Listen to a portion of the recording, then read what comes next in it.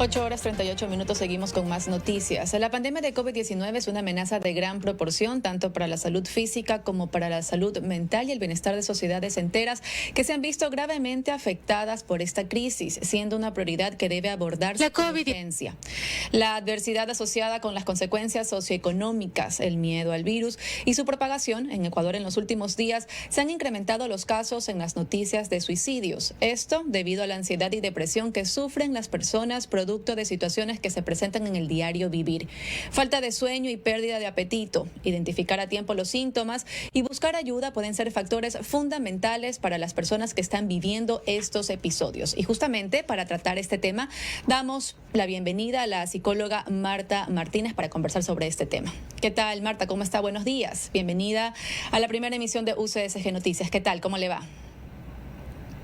Muy bien, gracias. Un honor para mí estar aquí, encantada de poder hablar sobre la salud mental en estos momentos tan críticos a nivel mundial.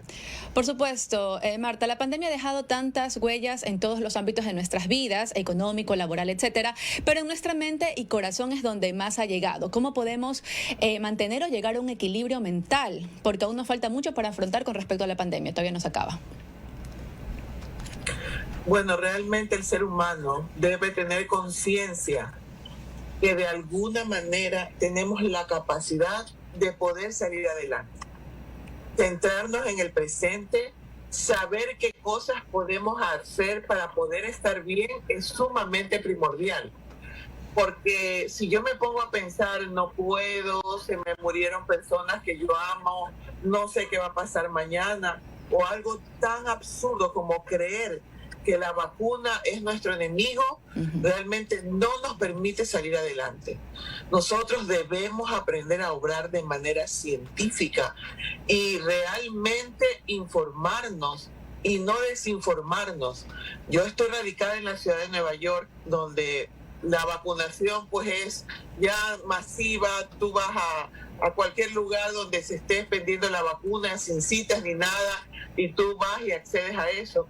Y la cantidad de contagios y la cantidad de personas que mueren ha disminuido notablemente, a tal punto que se espera ya el 1 de julio totalmente haber terminado con las medidas de seguridad.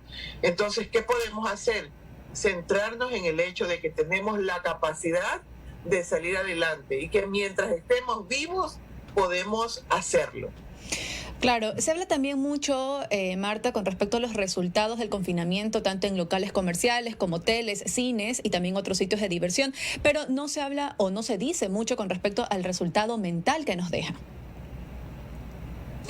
Bueno, realmente es una pena porque nosotros tenemos tendencia a actuar sobre lo que se ve, lo que es evidente. Entonces es evidente que cerraron el cine, es evidente que no puede salir. Pero ¿qué sucede a nivel interno? Y nos descuidamos en el hecho de saber que lo externo es un reflejo de lo interior. Entonces la interpretación que yo le doy a todo lo que sucede a mi alrededor trae secuelas en tu ser interno, en tus pensamientos. Por lo tanto, eso se refleja en tus acciones.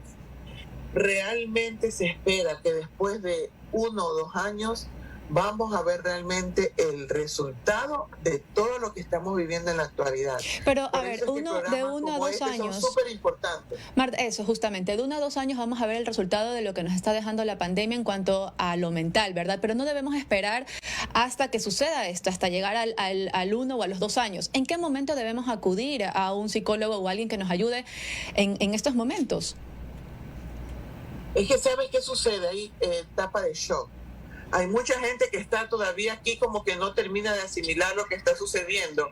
Entonces, mientras eso sucede, tú no tienes conciencia de lo que está pasando contigo a nivel interno.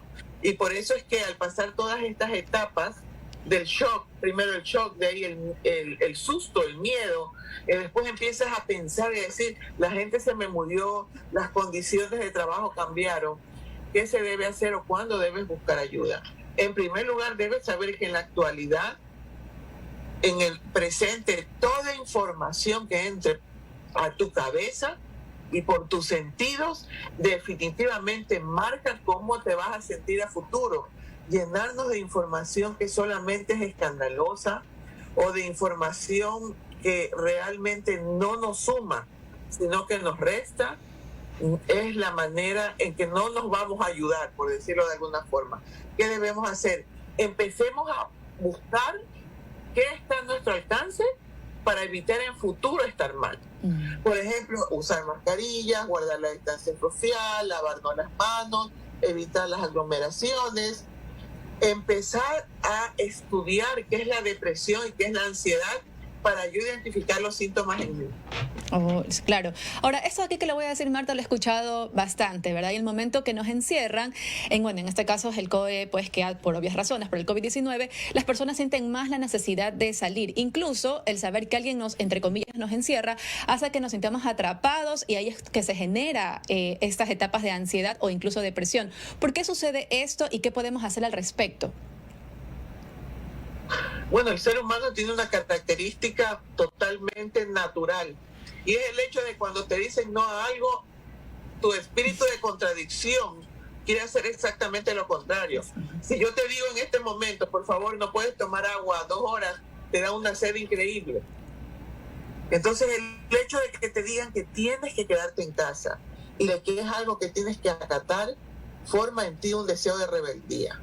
Realmente contra eso debemos luchar, porque el bien común debe imperar sobre el bien personal. Y luego el bien personal es necesario. Entonces, tenemos que cambiarnos ese chip mental. Y si te ayuda a pensar que afuera estás en guerra, te puede caer una bomba.